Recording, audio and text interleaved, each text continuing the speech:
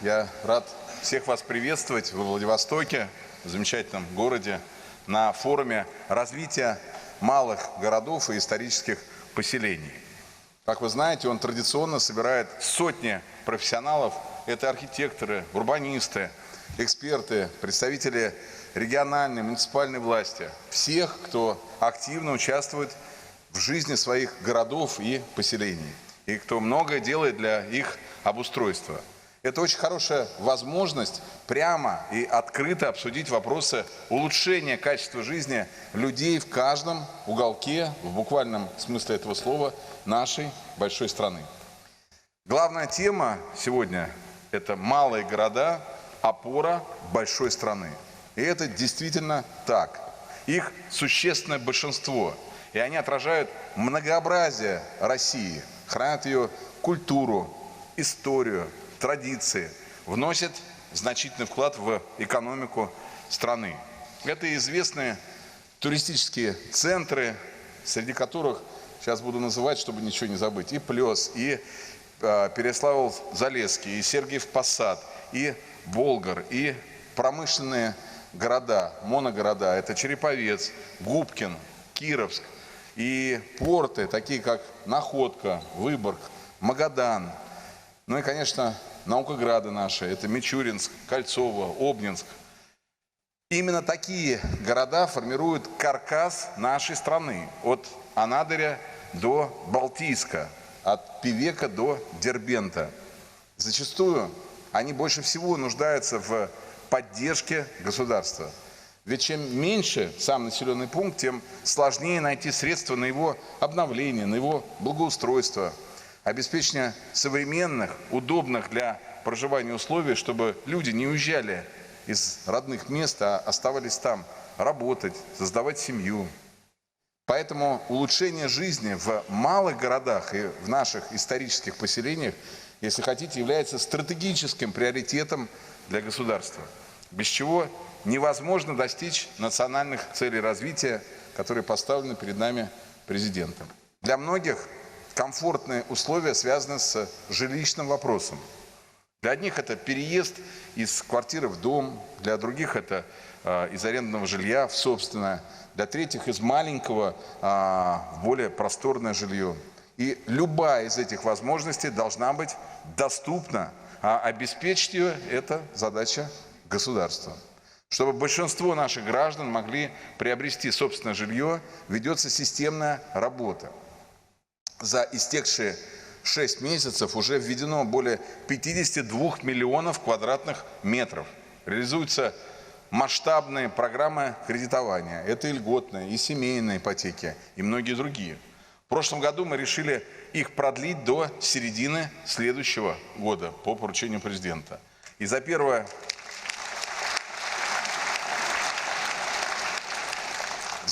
полугодие по ним выдано уже около 300 тысяч займов. По дальневосточной ипотеке сегодня в регионах федерального округа покупают каждую вторую квартиру. Такой мерой за время ее действия воспользовались более 73 тысяч семей. В прошлом году распространили ее на учителей и на медицинских работников. Ну и продлили еще на 6 лет.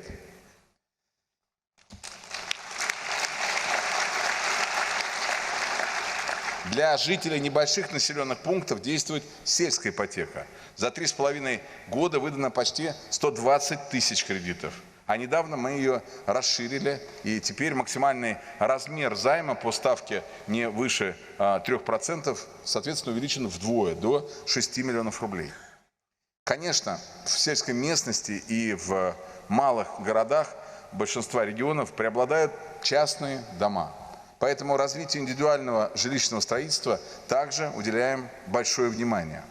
По каждой из ипотечных программ теперь можно оформить заем на их покупку либо строительство. И за 6 месяцев текущего года таких кредитов выдано уже 120 тысяч, почти на 450 миллиардов рублей. Наращивая ввод новых квадратных метров, конечно, важно активно сокращать по всей стране те, что стали непригодными для жизни.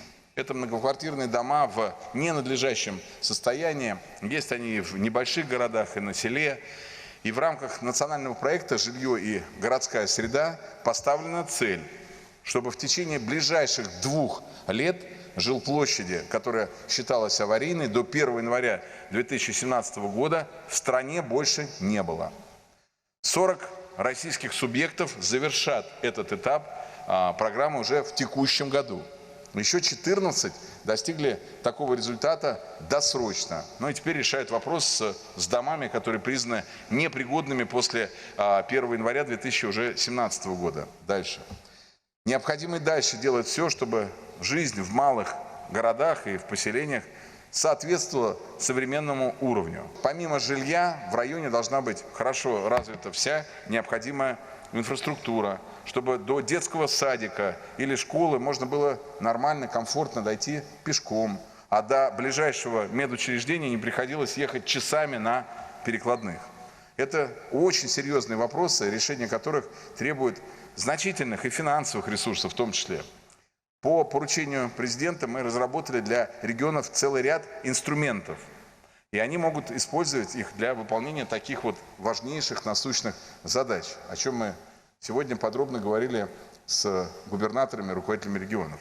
Вот один из самых востребованных – это инфраструктурные бюджетные кредиты. В прошлом году распределили между субъектами 1 триллион рублей на реализацию почти 1000 проектов инженерно-коммунальной, социальной, дорожной, туристической, ну и другой инфраструктуры. В текущем году добавили на эти цели еще 190 миллиардов рублей специальных казначейских займов. Причем 30 миллиардов из них предусмотрены для дальневосточных регионов.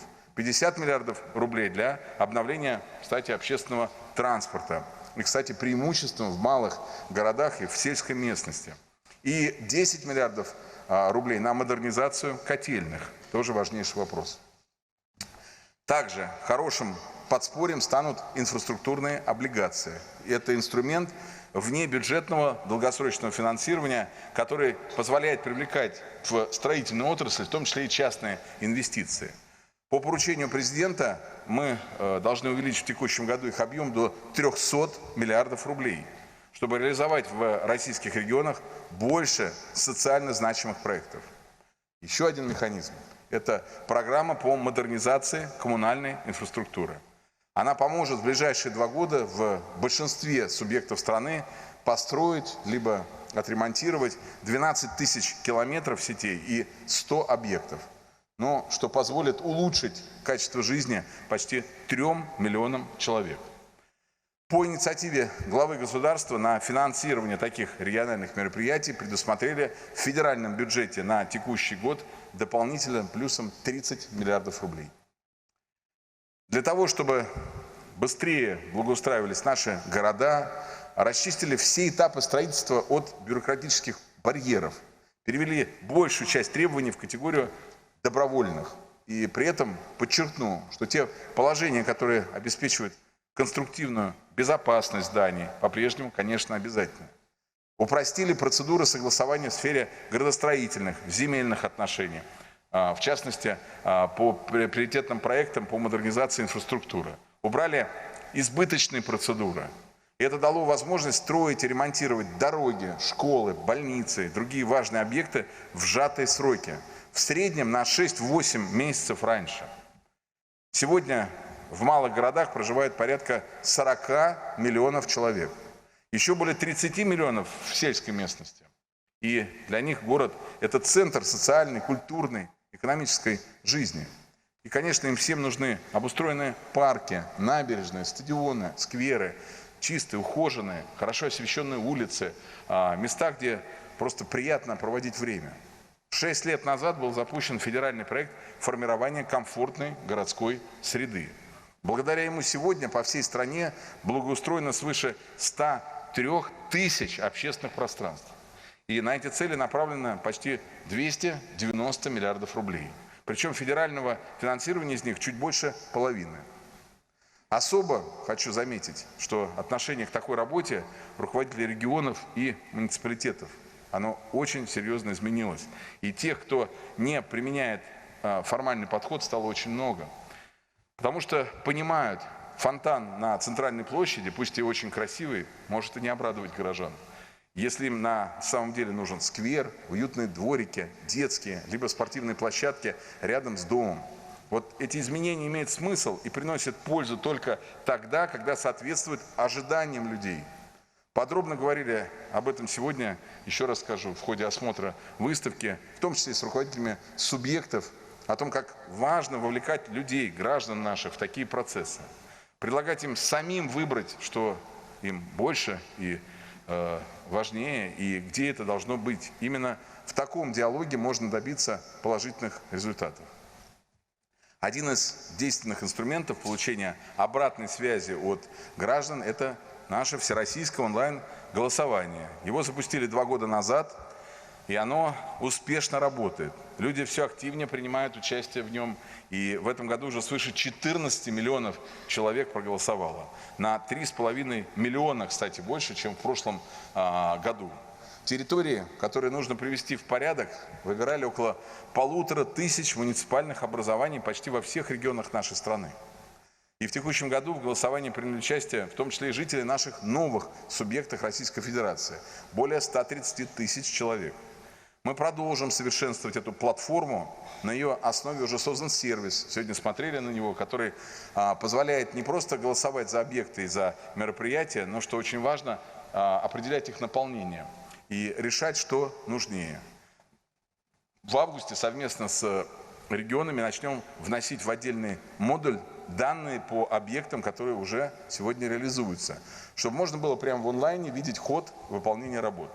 И до конца этого года российские субъекты смогут самостоятельно запускать свои голосования, и жители будут делиться предложениями там, какие мероприятия и территории стоит включить в повестку благоустройства, затем уже из них выбирать. Очень хорошим стимулом к переменам в облике малых городов и исторических поселений стал всероссийский конкурс лучших проектов создания городской комфортной среды. Концепции, которые подают участники, это комплексные предложения по перезапуску очень важных для города пространств. Сегодня по уже доброй традиции мы подводим итоги 8-го конкурса. Его победителями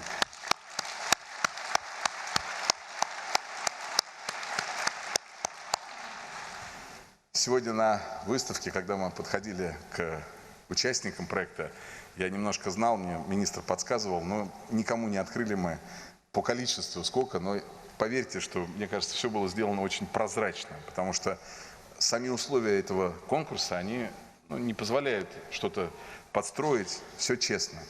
Его победителями станут сегодня еще 145 проектов. 145 проектов.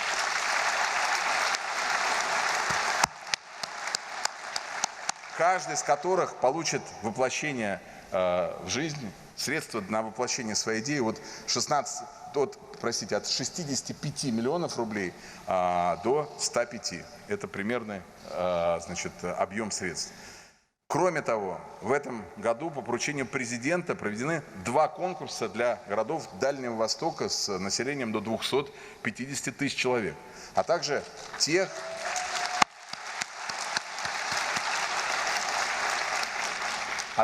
в которых проживают не более 5000. Итоги первого. Я вижу. А поднимите руку, кто из таких поселений? Вот это видно. Итоги первого подвели весной. Победителями, вы знаете, стали 32 населенных пункта округа. На гранты им направлено, соответственно, свыше 3 миллиардов рублей. Уже совсем скоро определим еще 50 проектов, которые будут реализованы в следующие 2 года.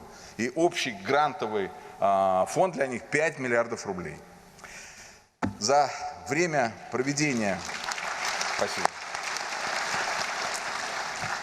За время проведения всероссийского конкурса 624 муниципальных образования одержали победу, и, соответственно, получили финансирование более чем на 800 проектов, 800 новых проектов.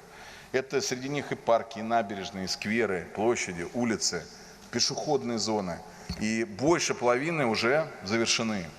Хочу отметить, что меняются и сами идеи. Всего за 6 лет они преодолели такой большой путь от простого благоустройства к сложным проектам городского развития, красивым проектам, которые дают дополнительный импульс, в том числе экономике населенных пунктов, стимулируют и промышленные секторы к запуску новых проектов, новых производств, развивают и малое, и среднее предпринимательство, и создают, что очень важно, новые рабочие места. В одних только городах-победителях почти 17 тысяч в ключевых отраслях. Это и в социальной сфере, и в торговле, в промышленности, в лесном хозяйстве и во многих других отраслях.